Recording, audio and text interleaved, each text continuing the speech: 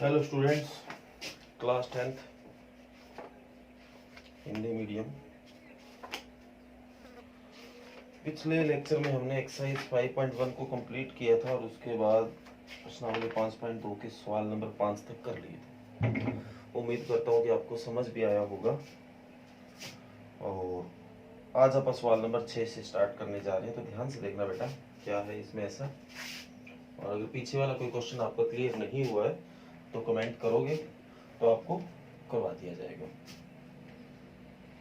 और एक आपको मैंने जानकारी कल भी दी थी कि आपका 18 तारीख को चैप्टर नंबर 4 का टेस्ट है, तो उसमें अगर कोई क्वेश्चन की प्रॉब्लम आती है तो भी आप कमेंट कर सकते हो।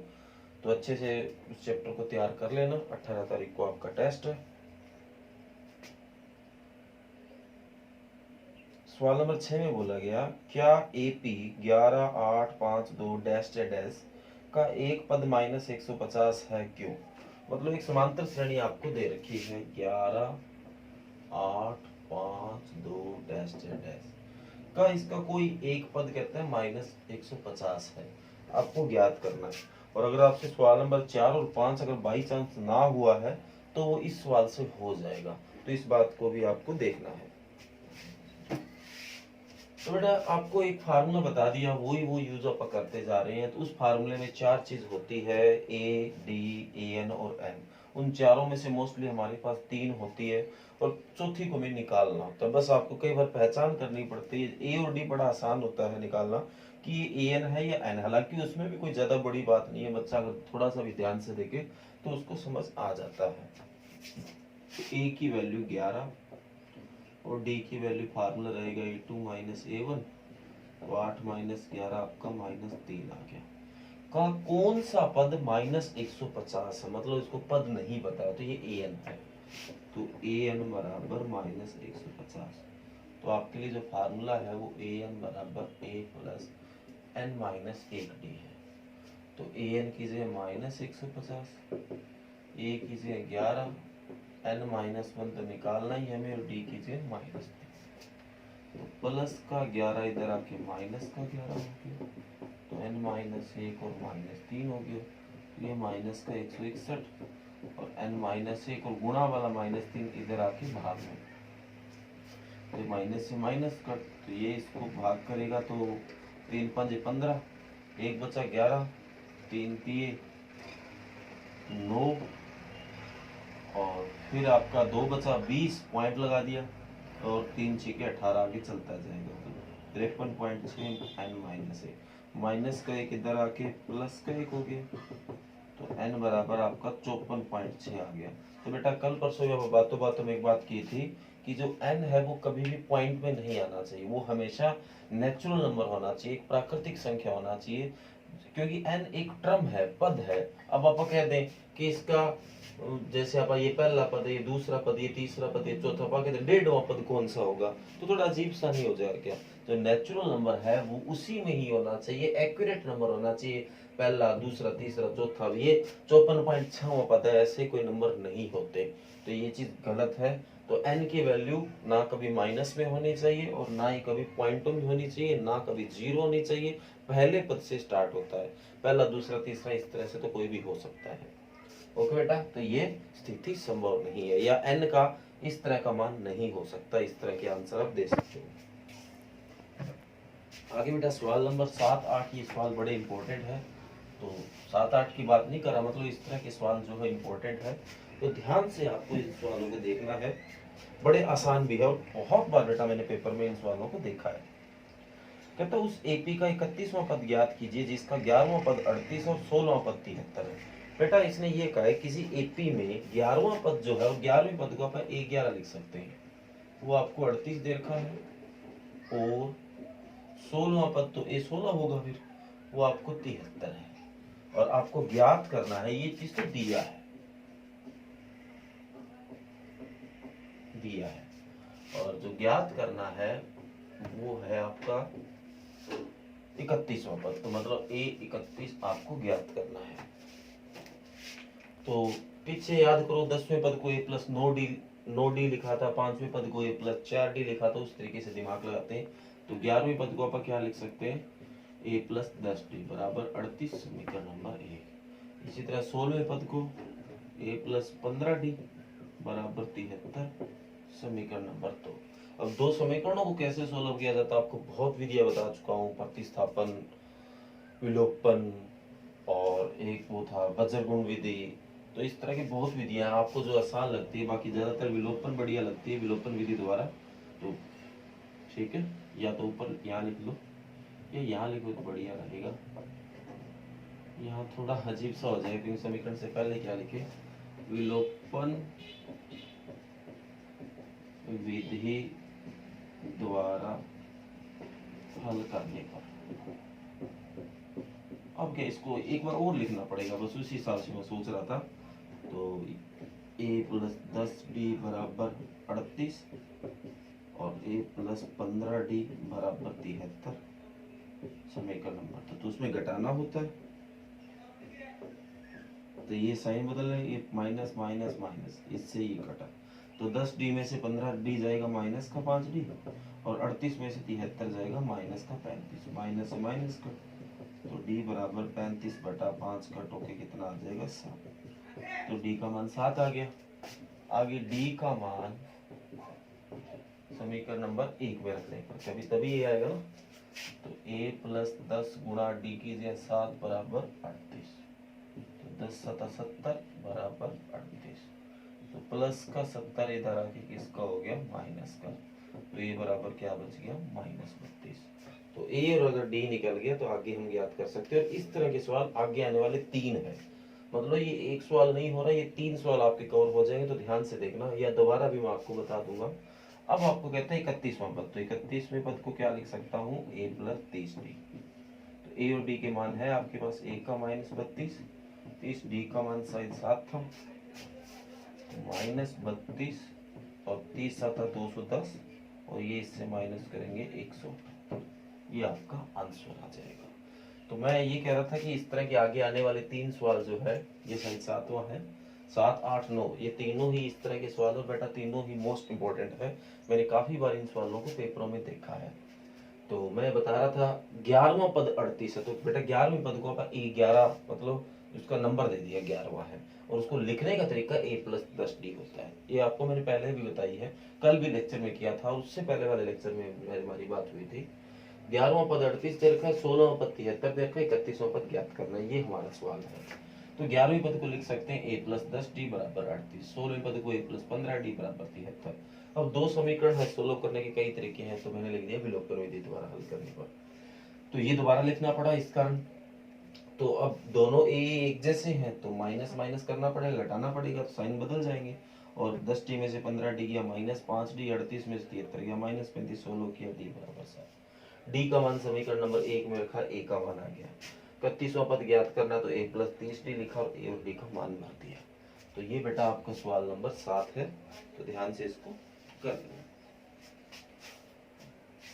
आगे जो मैंने 2-3 बार बता दिया है, इस तरह की सवाल है तो ध्यान से देख रहे हैं।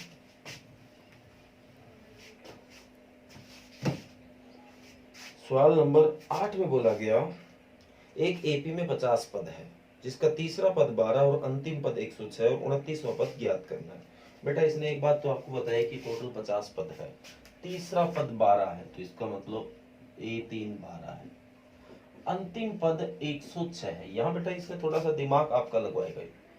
अब आप सोचोगे अंतिम पद कौन सा होगा, तो जब कुल ही 50 पद है तो अंतिम पद 50वां ही होगा, तो ये 50 बराबर 106, और जो ज्ञात करना है वो शायद 29वां था, तो a 29 ज्ञात करना है, वही काम। तो इसको आप क्या लिख सकते हो, a प्लस 2d बराबर 12, इसको क्या लिखोगे, a प्लस 49d बराबर 106, समीकरण नंबर 1 और समीकरण नंबर 2।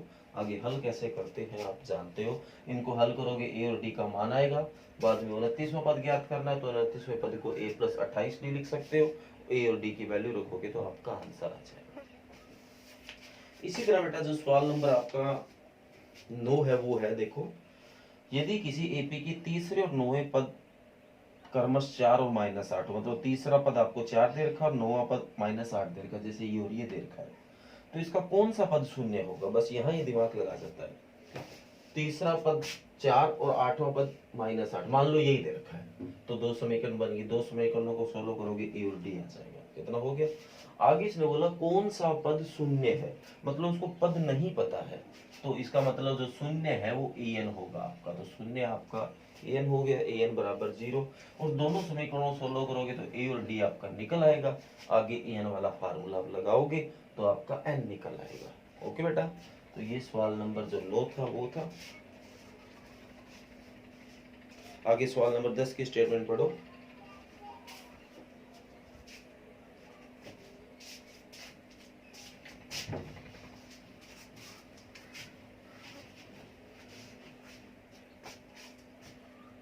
सवाल नंबर 10 में बोला गया है, मोस्ट इंपोर्टेंट है, आपको लगेगा कि आप सर हर सवाल को मोस्ट इंपोर्टेंट कह रहे हो, बेटा इसका कारण ये है कि मेरे को लगभग 10th क्लास को पढ़ाते हुए ये 12वां साल है और 11 बार मैं 10th के पेपर दे चुका हूँ।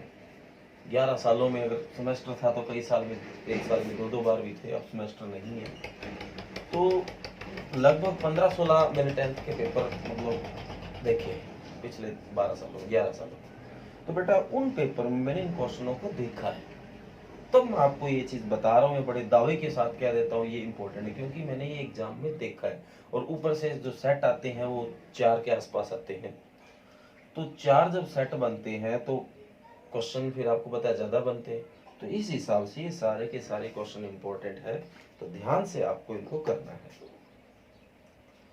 नेक्स्ट है बेटा सवाल नंबर 10, कहता है किसी एपी का 17वां पद उसके 10वें पद से 7 अधिक है तो सारवंतर ज्ञात करो। तो इसने बोला एपी का 17वां पद, तो उसको लिखेंगे A17, 10वां पद 10वां पद हो गया A10 से 7 ज्यादा है, मतलब ये इससे 7 ज्यादा है, तो छोटे वाले में 7 जोड़ दो, ये दोनों क्या हो जाएंगे बराबर।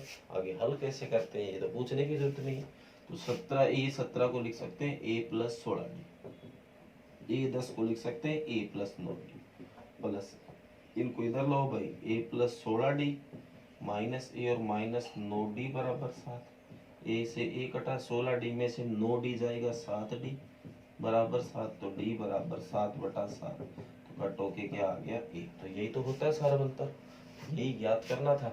छोटा सा सवाल है, 1 नंबर 2 नंबर में ये सवाल बनता रहता है। नेक्स्ट बेटा कुछ इसी तरह का है, सवाल नंबर 11,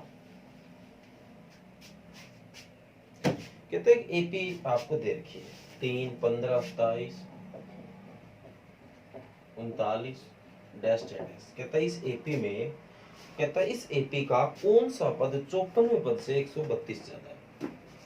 हालांकि सवाल पिछले जैसा ही है, तो इसमें ए का मान 3 आ गया, डी का मान A2 माइनस A1, 15 माइनस 3 12 आ गया। आगे बोला इस एपी का कौन सा पद 54वें पद से 132 ज्यादा है। जैसे पिछला था कि 17वां 10वें से 7 ज्यादा है, अब की बार ये तो बता दिया कि 54वें से कोई 132 ज्यादा है, पर कौन सा पद ये नहीं पता, मतलब A17 की जगह चीज जो है वो गायब है, आप भी ये चीज समझ गए। अब गायब है तो भाई हम यहाँ EN लिख सकते हैं, कोई तो नंबर है उसका, कोई तो पद है वो, तो अब उस हिसाब से सोल्व करते हैं। तो EN का फार्मूला A+n-1D, और A54 को आप लिख सकते हैं A+53D प्लस का 132 पड़ा है, तो इधर लाओ इनको, A+n-1D माइनस A-53D 132 इधर पड़ा रहने दो से, तो A से तो एक कट भी हो गया।